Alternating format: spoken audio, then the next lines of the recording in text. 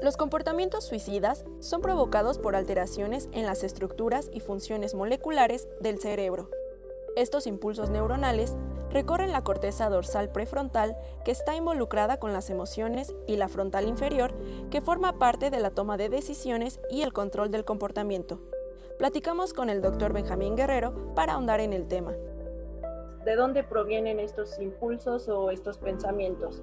Las personas que tienen un trastorno mental previo o las personas que tienen ciertas características en su forma de ser, como personas que son más impulsivas, que tienen una reducción en cómo afrontan los problemas, una reducción en estos mecanismos de afrontamiento, usan mecanismos de afrontamiento que los lleva a que el problema lo vean de forma más intensa. Y en general diríamos que la impulsividad y la agresividad son dos factores que predisponen a una persona fuertemente a tener un acto suicida. Se ha visto en estudios neurobiológicos que el neurotransmisor serotonina, una disfunción en el sistema serotoninérgico, puede predisponer más a una persona a tener una conducta suicida. ¿Cuál es el mecanismo que lleva a tomar esta acción? No se conoce un mecanismo específico. Tenemos estudios que nos marcan cierta evidencia de dónde pueden estar los problemas.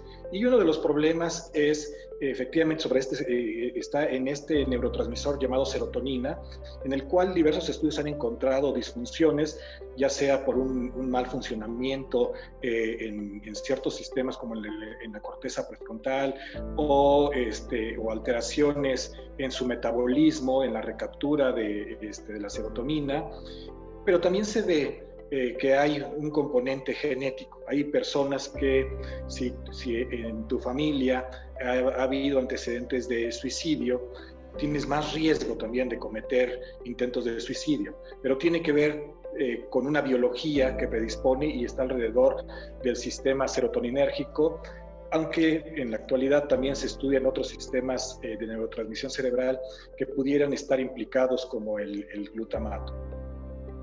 Entonces es como un sentido de desesperanza, ¿no? Lo que lleva a las personas pues a cometer el suicidio, digámoslo así. Sí, diríamos que en el momento de la crisis pueden ser crisis tan importantes como esto del confinamiento, pero también si pensamos en otras crisis como el temblor, pues a veces la gente en ese momento de crisis y de desesperación puede cometer intentos de suicidio y lograr suicidarse. Pero también, efectivamente, el otro factor es la desesperanza. Cuando sientes que ya no tienes una puerta abierta, cuando sientes que estás acorralado y que no hay alternativas. ¿Cómo podemos notar estos indicios de suicidio en alguien y cómo poder ayudarlos?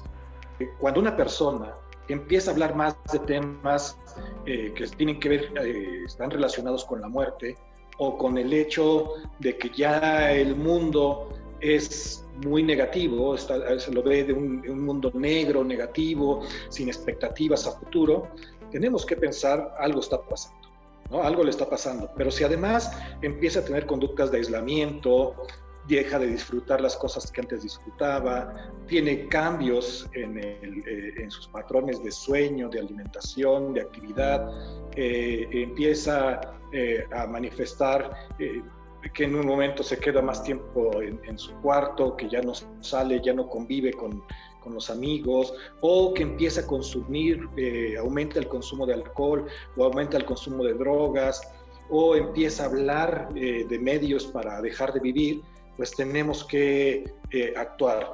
¿Cuál es la manera de actuar? Tenemos que acercarle la atención a esta persona. Entonces, es mejor llevar a que tenga una evaluación y ver la magnitud de esta situación, a en un momento confiarnos y decir, no, yo creo que no está pasando nada, y de pronto vemos un evento trágico. Otros de los factores que hay que tomar en cuenta de forma muy importante son los trastornos mentales. Y cuando hablamos de trastornos mentales hay que olvidar la vieja idea que los trastornos mentales solo hacen referencia a la locura o a la psicosis. Los trastornos mentales incluyen a la depresión, a los problemas de ansiedad, a los problemas de consumo de alcohol, los problemas de consumo de drogas, a la violencia. Son trastornos que hay que atender. Frecuentemente las personas que intentan suicidarse tienen asociado un trastorno mental, y el trastorno mental más común o más frecuente es la depresión.